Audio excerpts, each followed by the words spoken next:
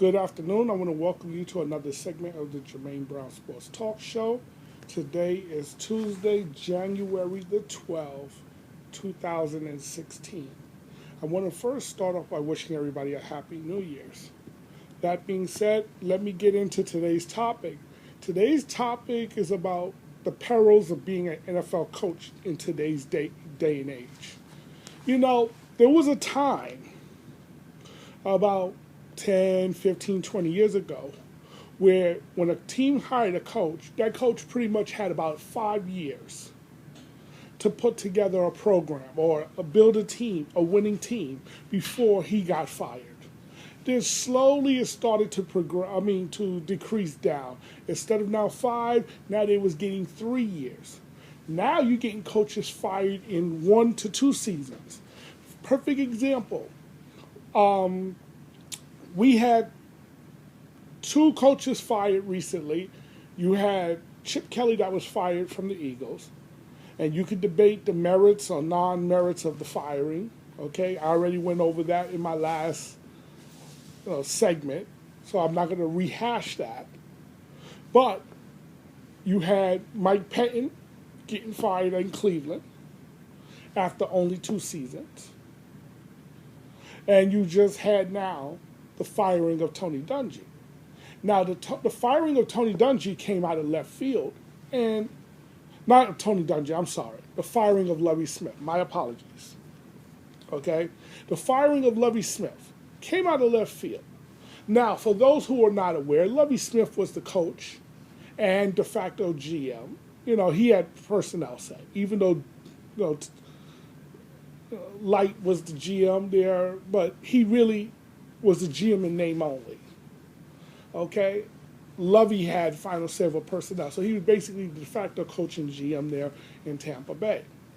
So then, so they hired him. And the first year, they lost. They only won 2 games, which put them in position to draft famous Jameis, or Jameis Winston. And I said that the best thing that happened to Tampa Bay was that they lost. Well, little did I know it was the best thing that happened for Tampa Bay, but the worst thing that could happen for Lovie Smith. Because who would have thought that a year later, a year prior, they were 2-14. This season, they were 6-10. That's a 4-game improvement, folks. That is a significant improvement. And yet, they said it wasn't enough of an improvement. Okay? I mean, I didn't approve or didn't agree with the firing of Ken Wisenhunt in the middle of the season. Okay? It's like these organizations have no patience today. And I think that's the problem. Okay? Now, you could debate the merits of Lovie Smith firing. You could debate the merits of the firing of Ken Wisenhunt or Patton. You could debate the merits of it. But the reality is these guys only got 2 years. 2 years on the job. Okay? Patton got fired because his quarterback refused to grow up. Okay? Never mind that Patton didn't want that quarterback to begin with. But that's another story for another day. But now, the fans and the media, after Cincinnati lost to Pittsburgh in excruciating fashion this past Saturday, okay, where you had 2 players, Barrett and Adam Pac-Man Jones, commit what is called fouls. One was an illegal hit, okay, and one was a situation where he got into it with a coach on the field who had no business being on the field, and they threw the flag. And so the reality is Cincinnati lost the game. And now everybody wants Marvin. Not everybody. Let me not say that because that's not fair. Most people, fans and media, want Marvin Lewis fired. And I'm going to say this. Definitely be careful what you ask for, because I did a little research here. And I want to show you how firing a guy when his team consistently make the playoffs is not necessarily the best move, even if he doesn't necessarily win in the playoffs. Let's look at, say, Tony Dungy. This is why I got confused earlier, because he was on my mind at this time. Tony Dungy took the Tampa Bay Buccaneers job, head coaching job, in 1996. His first season, he went 6-10. The next season, 10-6. The following season, 8-8. The following season, 11-5. The following season after that, 10-6. The following season after that, 9-7. Now, why is this important? Because during this time, he never had a franchise quarterback or an established quarterback. You know, he had Sean King, Trent Dilfer, you know, and you could debate how good or terrible they were, but they were never franchise quarterbacks. But yet he only had one losing season, folks, in 6 seasons. 6-7 years, he only had one losing season. He made the playoffs 1, 2, 3, 4 out of 6 times. The only time his teams did not make the playoffs was in 96 and 98.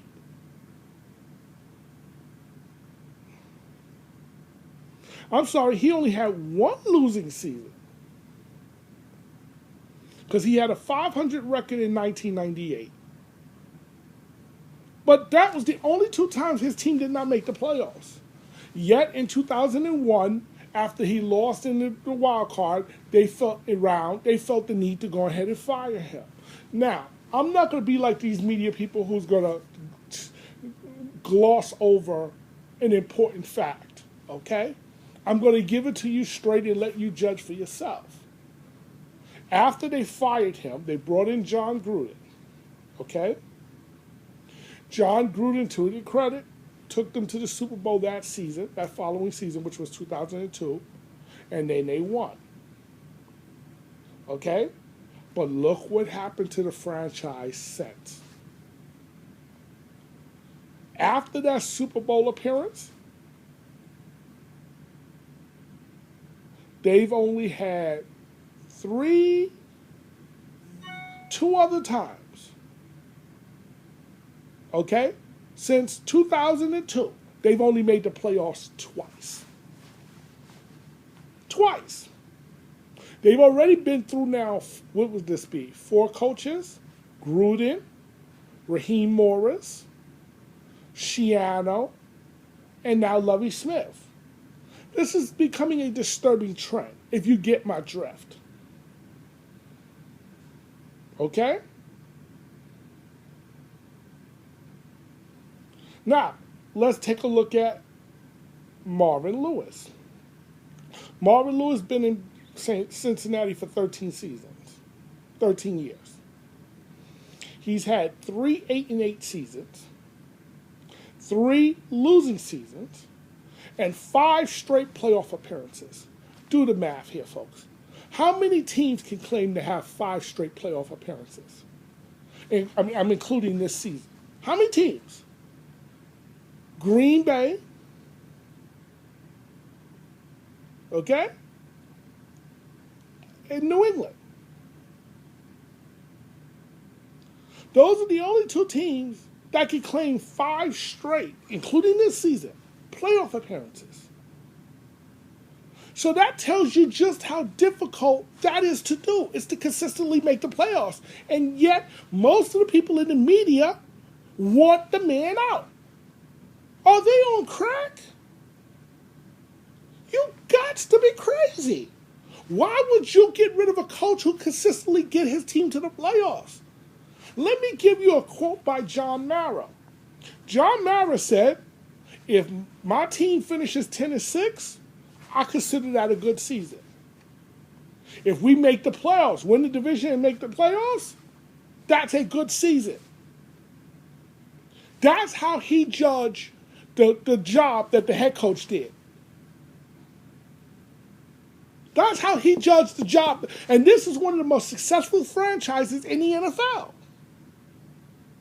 Recent, anyway. Success. But this is one of the most successful franchises in the NFL. This is one of the most influential owners making a statement like that.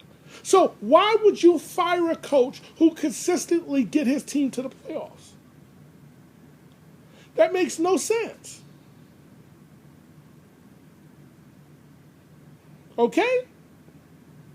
And I felt bad for Mike Patton because he didn't even have a chance.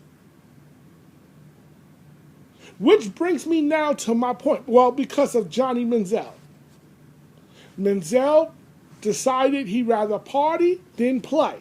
And that basically cost Patton his job. He's not going to get another head coaching job. That brings me now, because there is 5 openings in the NFL, currently speaking. The New York Football Giants, the Philadelphia Eagles, the San Francisco 49ers, the Tennessee Titans, and the Cleveland Browns. Right now, those are the openings for head coach. Now, because Miami just recently hired Adam Gase, which I think is a good hire, by the way, but that's another story for another day. But I want to get to Hugh Jackson or any other of these coaches who have a name, a good name, okay? Or what they call the hot assistant or whatever you want to call it. Any of those coaches, I got a message for you. Be careful of the job you take. Because not all head coaching jobs are equal. For example, those 5 teams that I just mentioned, the Giants, the Eagles, the Niners, the Titans, and the Browns. Now, folks, let's use common sense. If those 5 teams called you in for an interview, and they will, if you are the hot assistant, they're going to all 5 call you in for an interview. What jobs would you really take or listen to? Well, I can tell you right now what jobs I would listen to. I would listen to the Giants. They would be number 1 by the Eagles, followed by the Eagles, which is 1A. 1A or 2, however you want to number it, doesn't matter, because those are the 2 best franchises that's available to get a head coaching job. 2 of the most stable franchises. Okay? So if the Giants and the Eagles came calling, I would seriously listen to them. Those are the jobs I would want. After that, and this is a distant third, and I mean a distant third, is the San Francisco 49ers. Because you see, they're idiots over there in San Francisco. Okay, they're idiots. They decided to fire a successful head coach in Jim Harbaugh because he couldn't win with class or whatever nonsense that they wanted to come up with, okay? You don't get rid of good head coaches, folks. They don't grow on trees. And you tried to hire Jim Thomasula and tried to pass him off as a head coach. Okay? Bad move. So now they're going to come and try to offer you a head coaching job. Why would you want to take that job? The only thing that makes that job attractive is if you believe you can turn around Colin Kaepernick. If you believe you can turn around Colin Kaepernick, then you take that job. If you don't believe you can turn around Colin Kaepernick, or you don't believe he's your guy, or whatever, don't take that job. Because you're not going to win there. Then, these 2 teams, they would be last on my list for varying different reasons, which would be the Tennessee Titans and the Cleveland Browns. The Browns will be dead last, and I'm going to explain to you why in a minute. But here's why I would put Tennessee last. Now, Tennessee has something going for them. Marcus Mariota, nice warm weather down there in Nashville, okay? And they don't have a bad team.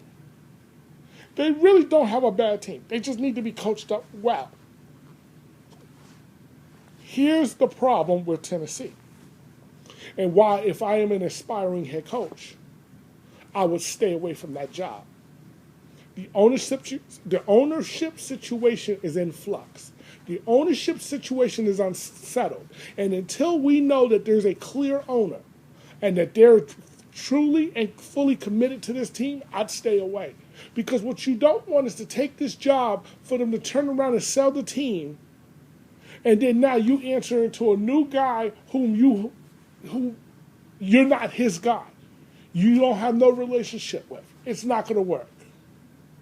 So if I'm an aspiring head coach or a serious candidate, I would stay away from Tennessee for that reason and that reason alone. Then there's the Cleveland Clowns. The Browns. The Cleveland Clowns, the Browns,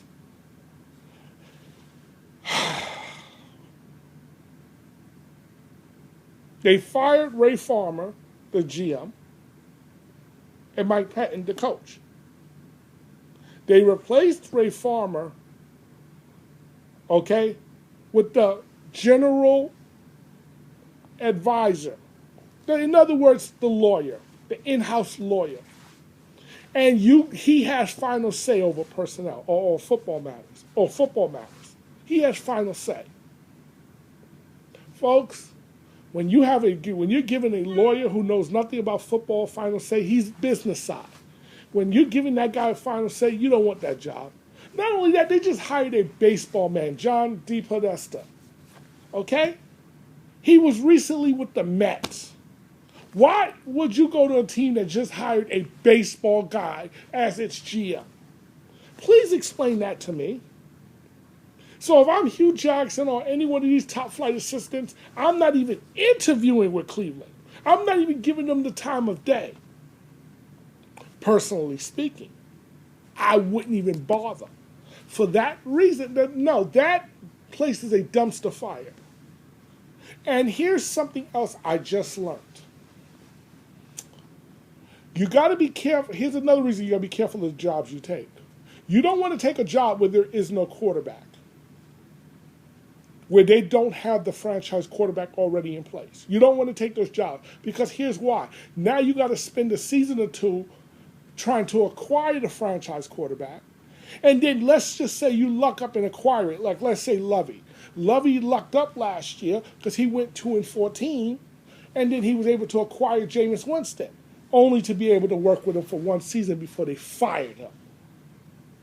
So you sit up there and you take a job, and let's say you say, all right, we'll be bad this year and to get the guy that I want. And you finally get the guy you want. Now the team is going to turn around and fire you so they can get the guy they want to coach that guy that you wanted. So it really doesn't pay to take a job where their franchise quarterback is not already in place. Because you're going to need the time to get that guy. And unfortunately, most teams around the NFL is not going to give you that time, no matter what they say. They're not going to give you the time.